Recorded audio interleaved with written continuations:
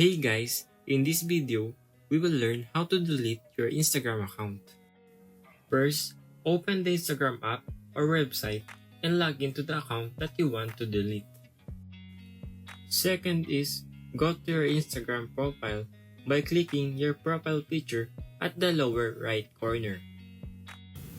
Third is, go to Setting by clicking the menu bar at the top right corner and click Settings. Click Find Account, scroll down and click the Delete Account. Then, click again the Delete Account. Then, tap Continue Deleting Account. Select an option from the drop-down menu below on why do you want to delete your account. And enter your password.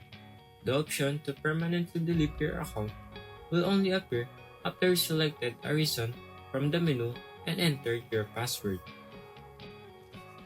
Tap Delete, then tap OK to confirm.